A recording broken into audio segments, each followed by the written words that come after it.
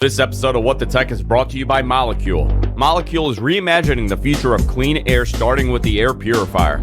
For 10% off your first air purifier, visit molecule.com. That's MOLEKULE.com and enter the promo code Andrew10 at checkout. TextExpander helps you communicate smarter. Visit textexpander.com/podcast for 20% off your first year. What the tech?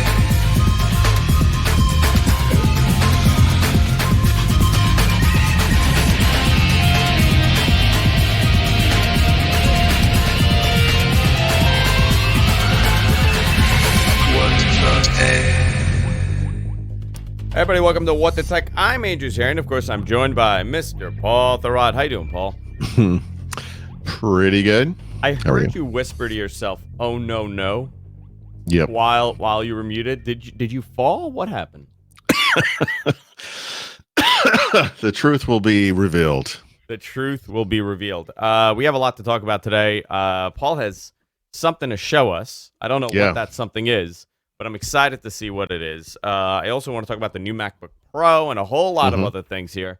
But before we continue, I want to remind everybody, listen, if you're a fan of Paul Thurrott, you could go to Thurrott.com and check out everything he's doing. You could join Thurrott Premium. My headphones are really low. I don't know why that's happening, so I can't even hear myself when I'm talking. But, Paul, anything coming up on Thurrott.com? Oh, I'm still dealing with the ramifications of the subject we're going to discuss soon. Well, we're having a premium giveaway to celebrate the 4th anniversary of Thurrott Premium. Anyone can join. We're going to give away a Surface Pro X. Oh, nice. PC. Now, I don't qualify for this, right? Yeah, probably not. It would probably look bad if one of my friends won. You know, I can't, but Smandrew Smarian could sign yeah, up. Exactly. Yeah, that's a great giveaway. From Squeens, New York. From Squeens, New York. You go to Thurrott.com and you can find out how you could join, you could sign up, and you could possibly win one. Very exciting for that. Nice giveaway for the holidays. That actually is a really nice giveaway any time of year. So, Paul, you told me before we started the show, you have something to show everybody. I want to know what this is. I have no idea what this is, so I'm going in this blindly. I'm a little freaked by part of this now that I've uncased it. So, which was what you were hearing earlier. So, you may only vaguely remember this, but there's been these kind of like non-gaming Xbox related announcements over the past year. You might remember the Xbox onesie, that they were talking about that has only been kind of partially available here and there. And then one of the lesser known things that they've been, announced is, I believe only in the Australia market, they have like Xbox branded like body wash products, like deodorants and shampoos and body washes. Are you talking about like current Xbox or like Xbox like original? Well, it's new. I mean, they're new. So they're Xbox. It's like the Xbox One logo. It's like Axe body spray type stuff, except with Xbox logo on it. Okay. So we have a fan of the amazing. show. I hope I'm not mispronouncing his last name, but his name is Jesse Venables. I hope. Probably mispronouncing that. He's a great guy. I met him in Easton, Pennsylvania the other day. And he was coming to the United States. Him and his wife or girlfriend are big sports fans, and so they caught the Patriots-Eagles game in Philadelphia last weekend, and this coming weekend they'll be in Boston. They're going to see a Bruins game, and I think another Patriots game, and so he I guess he had participated in one of my phone giveaways from years ago, and so he had gotten a Lumia, I think it was a 535 from me, and so he wanted to do something in return, and so because he was coming to the United States, we met very quickly, and he brought me these Xbox products, which are crazy. I intended to actually use these before the show. Not that anyone would have understood, known or smelt it or whatever, but like, let me at least show some of these to you. So this is like the body spray / body wash package. It looks like the original Xbox Live membership pack that you used to get. Yeah, right. That's what it looks like with the little sticker on it. Yep. I mean, it's got the a Gears, I guess probably a Gears 4 character on there now, but and so like they have, and then he brought some individual stuff like the deodorant and antiperspirant, and then this is body / face / hair wash. Oh my god! So I would imagine. Let me actually. What does it smell like? My son's gonna want these. I can tell. This is his kind of thing. But I'll try it. I'll smell like Xbox. But the other thing he did for me, which I thought was kind of cool, was he also brought some Vegemite. Oh, which great! Comes in a package. That's delicious. Have you had this? I have. Yeah. Do you know what it is? Not the biggest fan. Not the biggest fan of Vegemite. So, are you? I have never had it. I'm going to try it on air. I'm going to try it right now. Right now. So the reason I was making sounds before is because I opened one of these things, and I got to be honest, it doesn't smell very good. So he told me that you typically put it on toast. Now I'm not going to eat bread, but oh man, just bring it as near my face. Toast doesn't make the experience any better or worse. I'll tell you that. So as an American, the only reason I even know this word is because of Men at Work, right? Down Under, the song from the 19th. Oh man, what is this made of? Do you have any idea? Disappointment. Yes, the tears of children. Vegemite. It is a. Let's see. It's vegetable and spice. Oh, man. It's leftover. So it's made with leftover brewer's yeast and various vegetable and spice. I mean, that smells terrible. What can you describe it as? I'm curious. Like what do you? Oh, it has. Now it's quite. There's almost like a background of licorice. Ugh. Now there is a possibility that it's better than it tastes. Well, that's I guess terrible. Not. That good. Oh, that. Oh my God, that's way worse than I thought it was going to be. So why? What do you describe it as? Oh my God. Like? That good. Paul's now spitting in his hand. Oh, dude. I've eaten brains and eyeballs. I've eaten every kind of liver, including fish. That might be one of the worst things I've ever put in my mouth. That's terrible. What does it taste like? Oh, I don't know how to describe it. Oh God. So some describe it as being salty, slightly bitter, and malty, and somewhat similar to the taste of beef bouillon. Yeah. I wish it was beef bouillon. No, I can't get this thing off my finger. I'm glad that you experienced that live. I'll save some for you, Andrew. Yeah. I think it's important that you have some of this. I'm glad that you experienced it. That was terrible. I've had it before, and it was not great. It was not great at all. I eat snails. Yeah, listen, escargot's delicious. I'm trying to.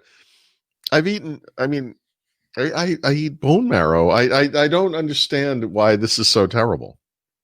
And why it's so widely popular in Australia? This is. Apparently, it's an excellent source of vitamin B. Yeah, sure. 1 teaspoon provides half the adult daily required vitamins that you need for okay. Well, I got one fingertip full, and I got to tell you, I'm going to make my daughter eat the rest of this. Oh, my God. Anyway, Jesse, thank you very much. Excellent. Thank you for bringing this stuff. Contributing really nice. to that bit on the air. That kind of worked out. That changed my whole direction of the show. I think we should just talk about food now. Weird food. Actually, you know who's coming over? The skinny pig is stopping by because she has to film something in my kitchen. So she should be here soon. I'm going to ask her if she's had Vegemite. Yeah. I do want to talk about some technology here. Okay. I'm going to try to recover. So Paul and I know you're trying. I know. Paul and I were a couple of weeks ago. We were discussing the potential release or the upcoming release of the 16-inch MacBook Pro, and we were talking very positively about this. And I've seen the reviews about this device. Right. I had some hands-on experience with it. I have to tell you, spec-wise, Paul, phenomenal. Right. This thing is loaded. It's an i9 in some models. It's 6 to 8 cores. This thing is a beast. The video card's great. Hardware-wise, it's great. The keyboard, way better than the previous one. Have you had any hands-on time with it yet or no? No, but I have the Apple Magic Keyboard, right, which is that external kind of wedge-shaped keyboard. That's the keyboard they're using. It's fine. It's fine. It's like the old chiclet style keyboard. It still has. So I've not tried the 16-inch MacBook version, and I don't know what the key throw is on their external keyboard. But Apple said in their announcement that it's a 1 millimeter throw. That's actually still very short. So it should have kind of a tight feel to it, but it's still, I mean, a million times better than the butterfly design they had. I have to tell you, I'm not. The keyboard is good. It's much better. Yeah, much better. But here's the problem with this: it's really big. The computer is huge, right? It's bigger than the previous one. Have you? I mean, it's the size Well, you remember, I bought a 15-inch and I sent it back because the thing was a tank. It just weighed way too much. It was humongous. And so you're saying I sort of expected the 16-inch version would be the same body, basically, right? Same rough size, smaller bezels, and then maybe a little thicker to accommodate the keyboard. That's what I was expecting. Are you saying it's even bigger? Yeah, it's bigger than the 2015. It's the size of the 2015. It's bigger than my current version. Right. So that's crazy. Yeah, it's a fascinating progress. I mean, even their phones are bigger now, and I don't know what to make of it. Is it a positive? And all the reviews, by the way, have been unbelievable for this thing. I've hesitated to even say this because it sort of reeks of the "you're never going to be happy no matter what they do" kind of argument, which, fair enough. I mean, whatever. But, you and I had talked about how the new iPhones, the 11 Pro and Pro Max, are heavier and thicker than previous iPhones. And they have a real kind of a dense feel to them. And I got to be honest, I never really had a problem with iPhone battery life in the past. And, for those who do, Apple sells that battery case, which they just came out with a new version of. And I'm actually thinking, like, this is crazy. I know. I feel like the latest iPhones are too thick and too heavy. Like, I don't think they needed to go to that extreme. It's almost like they overreacted. Well, you know what? So let's compare this to the Surface Laptop 3, right? Yeah. They have a 15-inch model. Mm-hmm. It's unbelievable. I mean, beautiful laptop, right? But obviously, it doesn't have the horsepower that the new MacBook does. Of course, yeah. And by the way, they made it a little bigger for better air circulation. This is not necessarily an easy to travel with device. I travel with my 15-inch. By the way, you could perhaps more fairly compare it to Surface Book 2, which also has a 15-inch model, and that's a big, heavy, thick device too. Yeah. It has dedicated graphics and all that stuff. What I find interesting is that the size is not bothering people, so maybe it didn't. To me, it bothered me a little bit more that the fact that it's obviously it's a 16-inch, so it's going to be a little bit bigger. I didn't expect it to be thicker than the current version. I want to get some more hands-on time, but I always tell people this with this device. This is not the easiest. This is not the easiest mobile laptop. This is not the easiest laptop to go. I go in and out of Manhattan with this thing, and it's heavy. It's big. The newer one is even bigger and heavier, and it's more for, to have it placed on a desk and maybe move around your house or your office, not to go back and forth, that much with it. I find this in between. It's almost like we've gone backward. Remember those big, monstrous 17-inch gaming laptops? Yeah. Yep. That was Apple used to have a PowerBook that was 17 inches. They did, and I feel like we've kind of gone back to this. Maybe they're realizing that in order they got to compete with kind of in the editing world and the production world, that they need a device like this. There's an in between here that they don't have. They have the 13-inch and the 16-inch.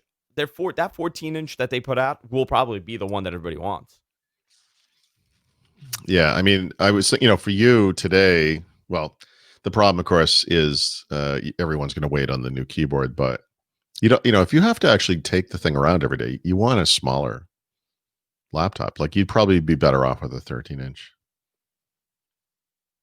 A 13-inch. Yeah, today. I mean, based on what they have today. Yeah.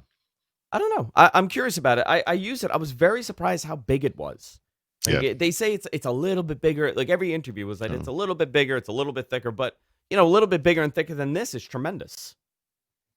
you know, most yeah. people's laptops are like this big. This is Right. like this is the HP that I use. Right. When you compare the two, it's this is becoming a niche product Yeah. Sure. more than just like, well, I want to get the better one, so I want something faster. I don't, it's amazing to me that the Air is still there and the 13-inch is still there, and they're still selling a ton of those. Obviously, less people buy this gigantic 15-inch laptop, but the fact that they went bigger, it really did surprise me. Yeah. I sort of assumed the point was we can stick a bigger panel in the same size, just Yeah, machine, and yeah, okay. yeah, I thought the same too. Yeah. So I want to talk about the Surface earbuds. They're delayed. Yeah. What happened? Not a lot of detail there. I don't know. They obviously they just released a bunch of new computers. Those are all shipping now. The Surface earbuds were kind of the outlier. I don't.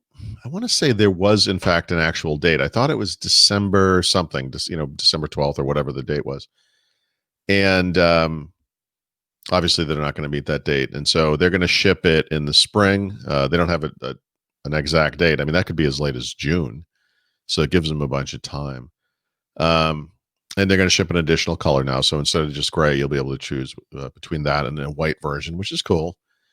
I mean, I hate to be the, Debbie Downer guy, but I wonder if part of the reason isn't something to do with Cortana. That maybe what they really want to do is ship this thing with support for multiple assistants, as they do on Windows, as they do on Xbox now. And, maybe that's part of it. Maybe shipping a Cortana-based device in 2019 actually doesn't make any sense. But I don't know. They haven't said. They've been very vague about it. I'm looking here. I'm trying to see why somebody sent me what was going on with this. The fact that they're into this is interesting considering the products are coming out. Their mobile products are coming out later on. Obviously, this is kind of part of that group that they want, right? They want you to go and buy maybe the Duo or the Neo when it's available, and then have an earbud that goes along with it. But what do you think the success rate of this product is going to be? I don't know. I mean, Brad and I just recorded an episode of our behind the scenes, series that we do for his Beneath a Surface book, and the chapter we just did, which is chapter 10, is about the second generation of Surface devices and how they at that time started building an ecosystem. And part of the ecosystem was they had all the different type covers. They had the power cover, the Bluetooth adapter, they had the Surface dock. They were kind of building out the line.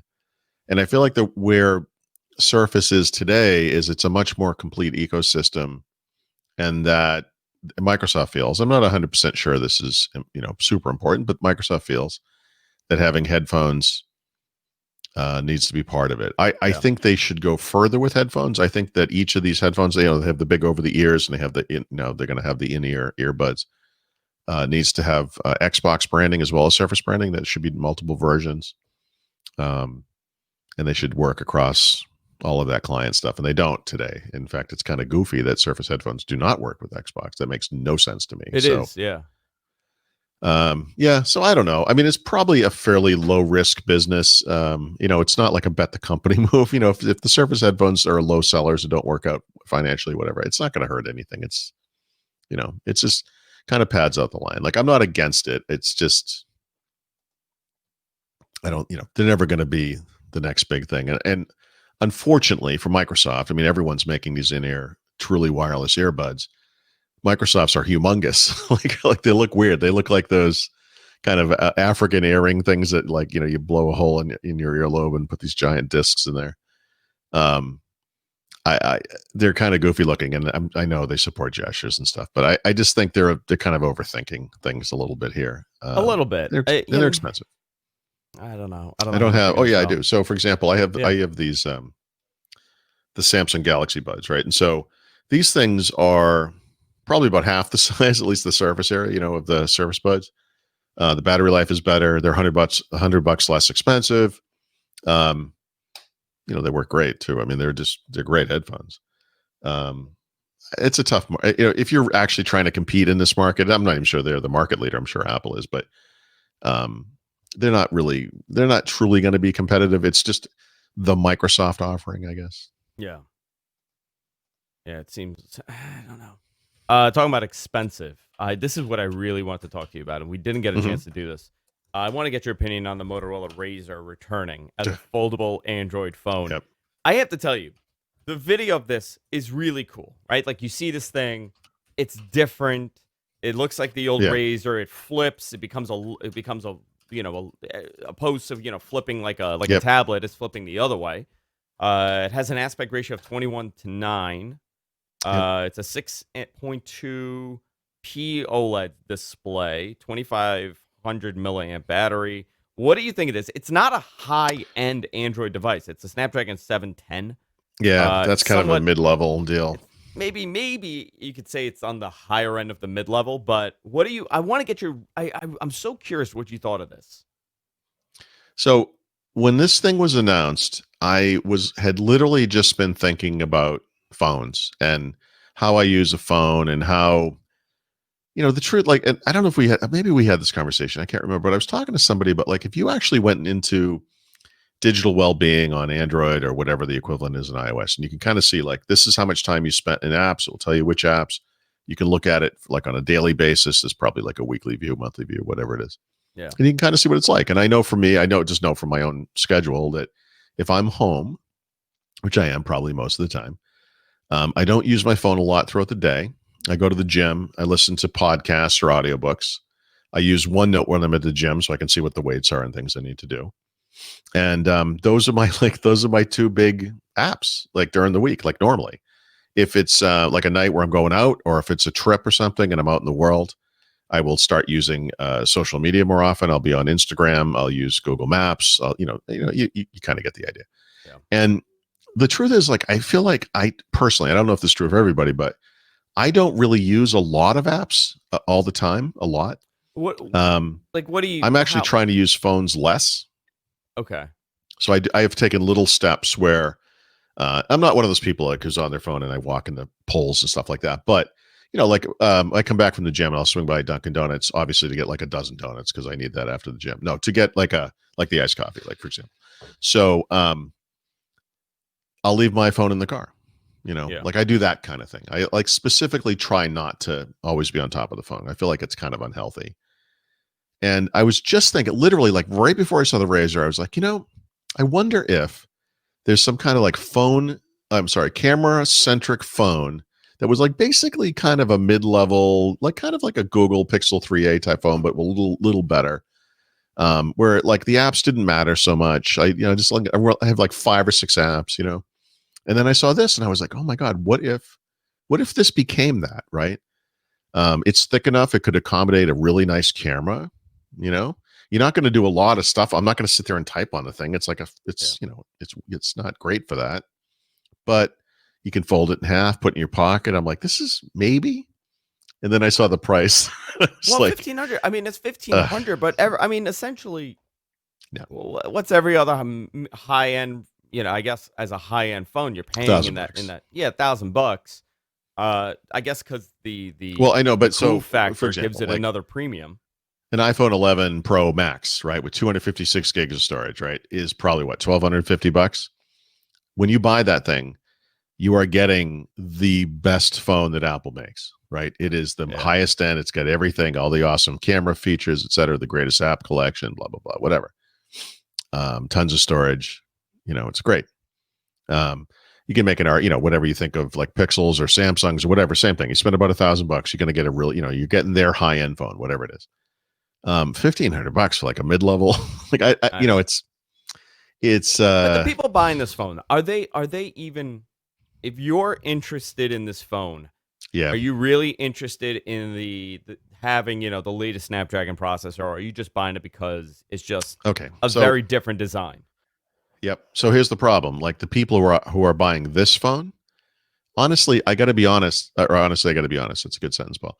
Honestly, professional writer here, folks. I have a problem with that because you're talking about someone who's concerned mostly about fashion and not about kind of the pragmatic needs of the phone. Like literally, the thing I was thinking about right before I saw this phone for the first time was is there a phone that makes more sense for me? And I meant that from like the way I use a phone, not because I want to be cool and pull it out and have like a, bedazzled, phone case or some go anything like that. Like I was literally thinking like maybe phones could evolve to accommodate people like me who don't want to be on the phone all day long and look at a lot of apps and blah, blah, blah. I just want to do certain things.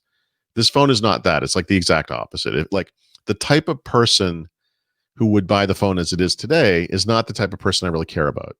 But I do feel like a phone like this, like there could be a modern flip phone that could have a folding display or two displays or whatever it is that kind of does meet a need, right? You have to admit, in this age of gigantus phones, the notion of putting that thing in half. I like that, by the way. The age of gigantus phones. Right? I like that. Yeah. Well, but being able to put like something smaller in your pocket, I know it would be thicker, but it would be smaller. Like it would actually, like, an iPhone, the iPhone I just described, the 11 Pro Max, I mean, basically can't fit that in a pocket.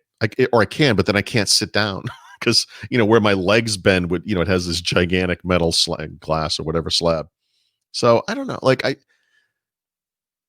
feel like it's on the verge of becoming something interesting. I mean, I think the it's way on the verge that they of becoming, did it. Yeah, it's a very unique design.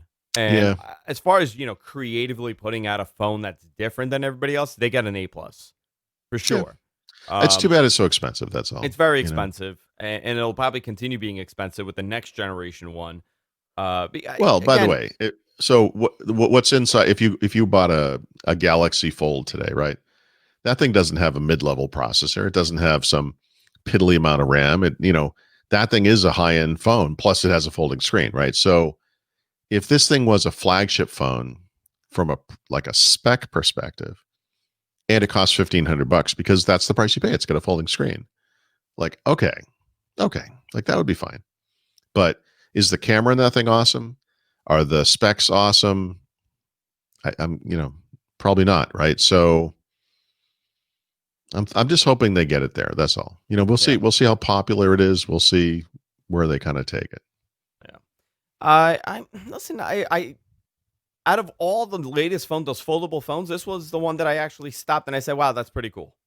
So no, I and did the same kind of double take, like, stuff. I'm curious to see who else follows. Who else in this market is going to, maybe LG will follow or HTC will follow. I mean, I don't know. Well, I don't know if you've seen it. LG sells a phone that is, it's a phone. So it just looks like a phone.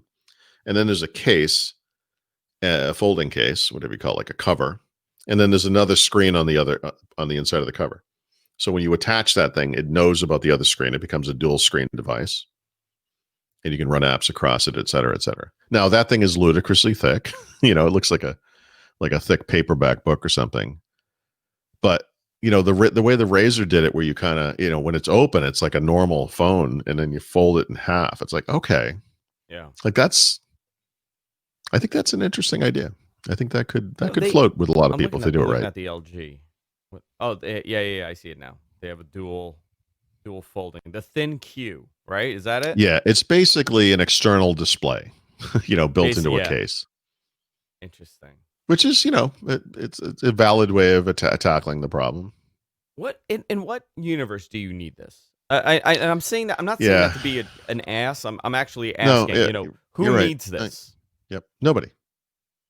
Nobody needs it. That's the thing. Their website says work, play, and multitask like never before.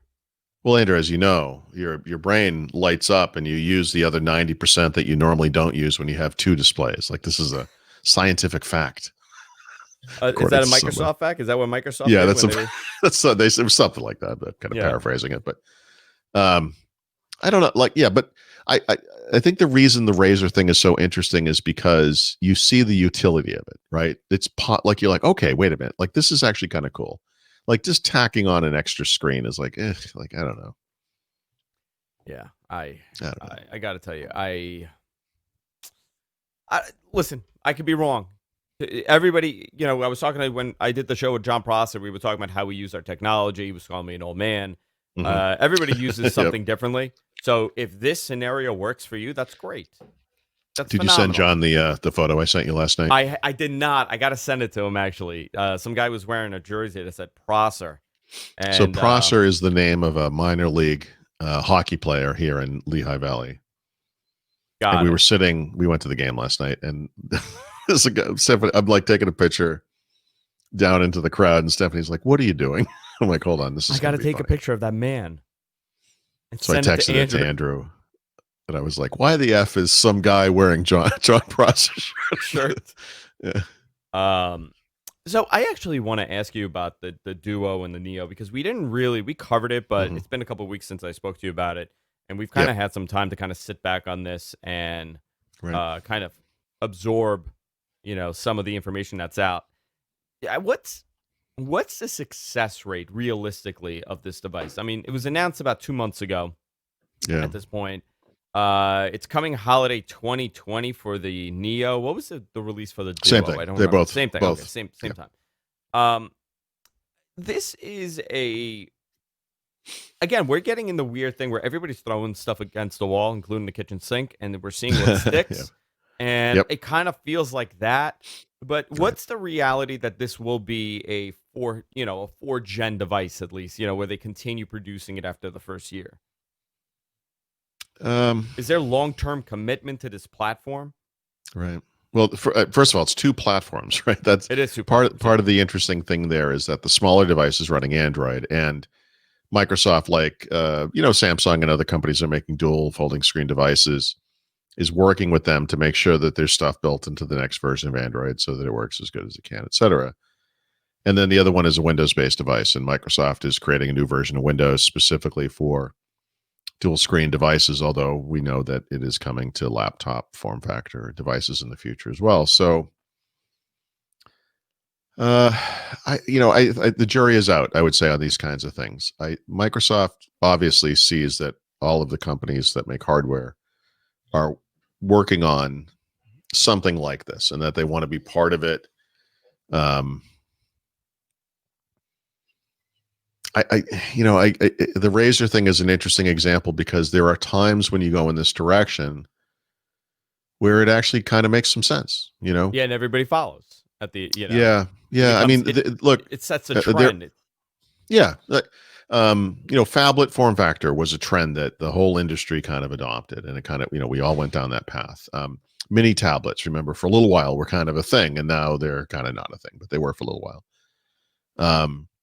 It's not clear, if this type of thing is the future or just is a passing fad. It might be like the fins we used to see on cars in the 50s or something. It was kind of cool for a couple of years and it went away. But Microsoft is doing it the safe way, right? Dual screens, a lot easier to implement, a lot less expensive than a folding screen. So I think that's smart. Yeah. I do think the future of this technology is some kind of folding screen. That's the future of this. But do you think the folding displays will be, the trend in 2 years, where everything eventually turns into a folding screen? I can't see that being. But you know what? I didn't see the notch being a trend 2 years ago, 3 years ago. If you had told me that every manufacturer is going to have a cut out of the screen to put sensors in the front, I would have told. No one could have seen that coming, and no one would have thought it was a good idea. I know. You see that? Oh, that's nice. You can see the little IR thing or whatever that is. I would not have predicted that. I don't think anybody really would have predicted that everybody would have copied Apple's approach to this.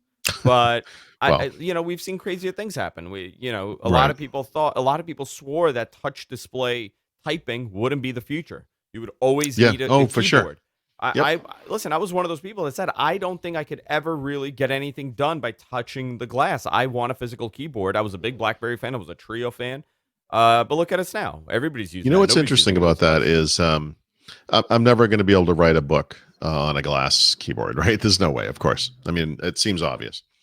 But on the other hand, I didn't think, there were examples of really good hardware keyboards back in the day. Obviously, the BlackBerries of the day had great keyboards. There were some Nokia devices that had great keyboards. Some Palm and Motorola devices as well.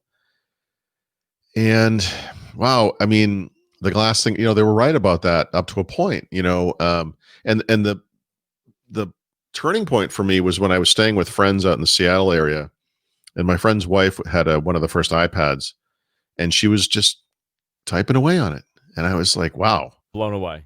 I mean, it was impressive, but what? There's a ceiling to it, and we just talked about the ceiling because the Apple Butterfly keyboards that they put in the MacBooks, as I know it's not glass, but it was like an almost no throw glass like experience, and that was a bridge too far. For that kind of device, it just doesn't make sense. Microsoft tried, if you remember, with the first couple of generations of Surface to have a touch cover. The idea was it's a lot like typing on glass, but the beauty is it's not covering any of the screen. And they thought that was going to be the best seller, and it just didn't take off. So typing on small form factor devices, or typing on even like an iPad type device where you're not typing most of the time, it's just an occasional thing. Yeah, that's worked out great. But it hasn't worked out on a more traditional form factor device for whatever reason. It just hasn't translated. So I'm trying to bring it back to what we were talking about originally. As far as Microsoft's Neo Duo and the potential for the future, I mean, there's a lot of stuff that has to occur. Like in both of those software platforms, there has to be support for these environments, the dual screen thing, the app support, so that it knows how to navigate between the two screens, expand to fill two screens, or snap to one of the screens, et cetera. There's a lot of stuff that has to happen. And on the Windows side, there's another whole level of stuff about backward compatibility and how does it run legacy desktop apps. We'll see, but I really think, it's a question of timing and how it can come together, because you've kind of seen it probably in movies or in science fiction-y kind of product demo things where, the guy gets on the train in the morning or the bus or whatever, and he's got like this folding thing, and it looks like a newspaper, but it's really an electronic thing, and he swipes on it, and the page changes. I mean, he rolls the thing up and sticks it in his bag. That kind of display technology is happening. I mean, there's no doubt about it. So if they can figure this kind of thing out where you can kind of crumple it up or fold it or spindle it or whatever it is you do, scroll it, like put it like a scroll or something. I mean, that will be a thing, because it's nice to be able to carry something small and then get to where you're going and pop it out and have it be bigger, and be able to type on it and get work done and stuff. I love seeing how people use technology. Yeah. That's become one of the most interesting things to me about tech at this point. Obviously, we cover so much of it, and obviously we're engulfed in the industry, but I really love seeing how everyday people, not insiders, not journalists, just everyday people, what they're using and why. Why are they using that device? And I'll give you an example. I was on the train, and this guy, suit and tie guy, took out like a netbook. Suit and tie guy took out a netbook. A netbook. Essentially a netbook. Like a little like 10-inch display laptop. And he's typing away on this thing. And I'm thinking, first of all, how you ever want to talk to these people? I really did. I really wanted. But you know what he had on? I'm going to tell you something. He had AirPods in his ear, right? And he had his iPhone in his hand. Interesting. So, but he's using a netbook. Yeah. How?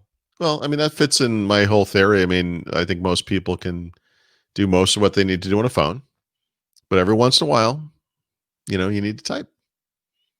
And maybe that little computer, which would be unacceptable to someone who needed to use a computer a lot, for him, it was fine. It works fine. And I guarantee he doesn't question it. He doesn't think to himself, this is a really old piece of crap. He's just doing it. He's using Word or whatever word processor he's using. Maybe he's using Corel. Well, I don't know. By the way, so we work in a business that has such churn.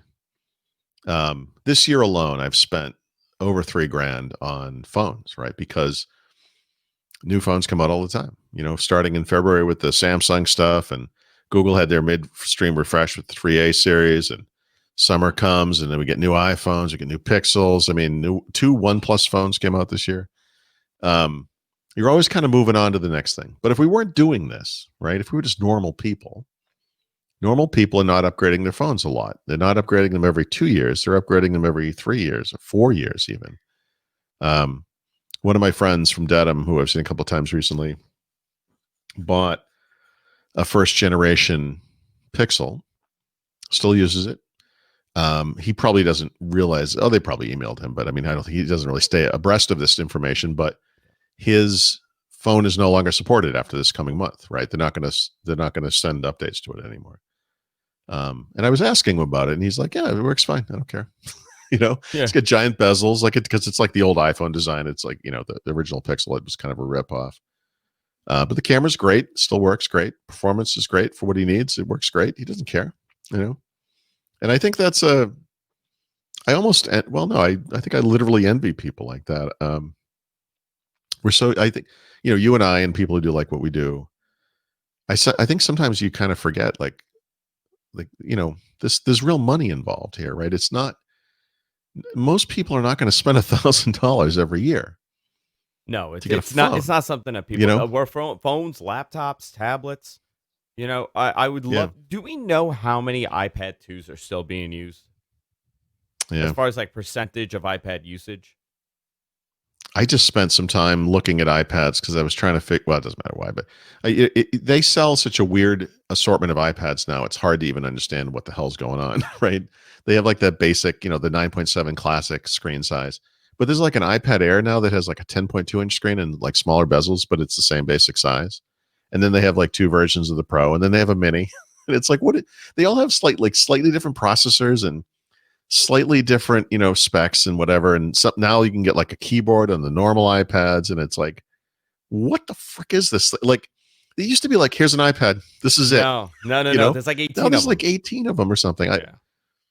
It's crazy. The world is crazy. Well, this shows you why. Apple's iPad sales. This is Q2 2019.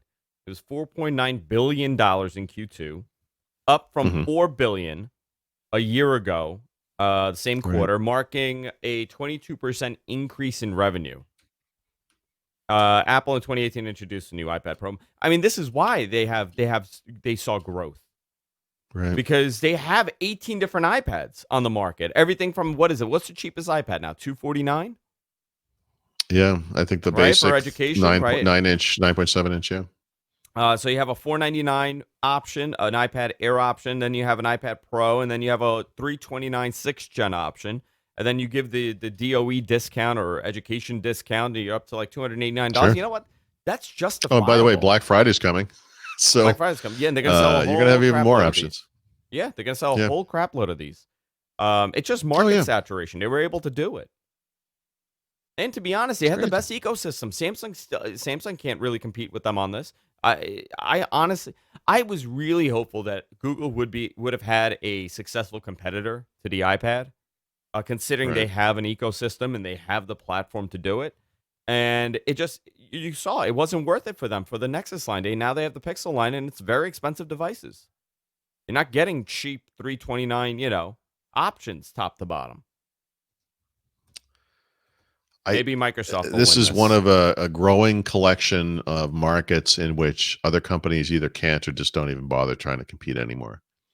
And it's interesting because we're seeing it happen in smartwatches. And if Apple gets its way, we're going to see it in services. I don't think that's going to pan out, exactly. But I mean, obviously, that's their plan. It's interesting how they've been able to make a go of things that other companies just kind of gave up on, Well, I think they realized that the R&D required, the cost of maybe having a point in the market, other than Google, who else is going to do it?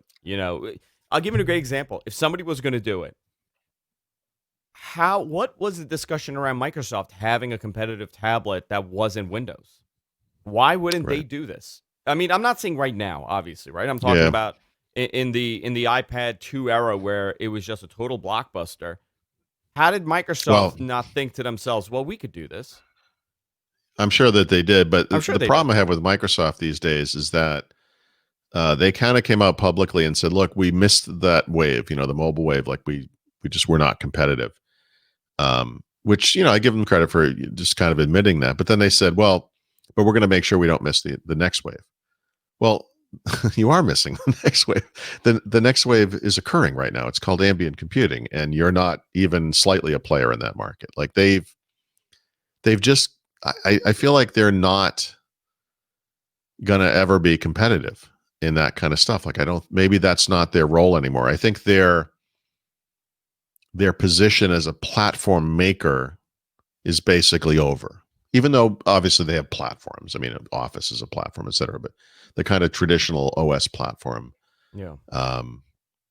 it's it's basically Google and Apple. I know there are other players, but that's kind of where it's gone. Yeah, it's fascinating to me. Yeah, we're in a very different world than a couple of years ago, and I'm curious to see where it goes, especially for Microsoft with, now they have a tablet technically that's going to be coming out, dual screen one, and they have an Android phone, which is insane. Well, I think the Android device that one's particularly interesting because obviously they don't own the platform there, right? So what you're going to see there is what Microsoft can do on top of a platform, and I think that's its new role. So if you're if you work in a Microsoft centric business, you have a Microsoft 365 or Office 365 type situation going on. It makes sense for employees who work there to have the Microsoft apps and services on their phones, if it's an iPhone or an Android phone or whatever. And by making their own Android phone, they could be showing the world in a way what a Microsoft optimized device can look like. And we can decide for ourselves whether that makes any sense or whether there's an advantage to it. So maybe there's a market. We'll see. Yeah. Yeah. Maybe this is just, Well, people buy Samsung phones, right? So one of the deals with Samsung is it's based on Android, but Samsung does its own apps. It does its own services. It has its own app store. It has its own UI. It has its own ecosystem of, they don't really have the smart speakers yet, but they're working on it. And they have their, smart assistant and blah, blah, blah, whatever. So Samsung is a model for what Microsoft maybe hopes to be in that space. Samsung is literally the biggest maker of phones in the world. So they've done something right. It's possible to be successful. They don't own the platform. No. It can work. I don't know why, but a Microsoft-based Surface Android phone is very appealing to me. Interesting. And I can't even tell you why. I'm just actually interested. I can tell you why. Why? You want to know why? Why? Because I'm a Microsoft the same reason mark? because it's the same reason that a Chromium-based version of Microsoft Edge is so interesting. It's like I think a lot of people, and I certainly feel this way. I do use Google services, but I also feel like, geez, like there's something insidious going on there. So Microsoft can say, hey, look, we'll give you the Google thing that you like for all the reasons you like it. You'll still get all the apps. In the case of a browser, the extensions and whatever. You'll get the web, you get the Chrome, compatibility and performance. But we're going to strip out all the crap you don't want, And do you trust it? Do most people trust Microsoft more than they trust Google? I don't know for a fact, but they should. Like that I feel very strongly about. And so, for example, on the desktop, I really like using the new Edge, like the Chromium-based version of Edge. I did not like Microsoft's original version of Edge at all. I hated that browser. Yeah, so here's a good question. Why are you choosing to use, that's exactly what you presented. Why are you choosing to use their version of the Chromium Edge browser over just Chrome? Yep. Because it turns off the tracking that we all know Google Chrome is doing and that most of us kind of put up with. And we do Google searches and then all of a sudden we start getting ads in Facebook because they're letting everyone track everything you do in the browser. Well, the other major place that happens is on mobile.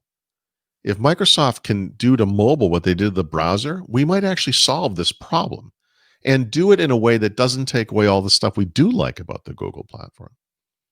So we'll see.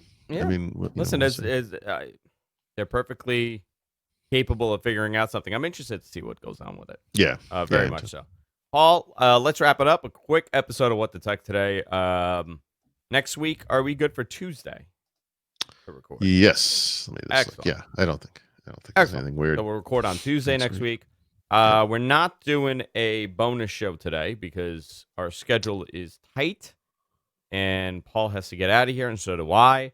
All things Paul, go to Thurrott.com for all things What the Tech. You go to GFQnetwork.com and subscribe to What the Tech there. We'll see you all next week, guys. Take care.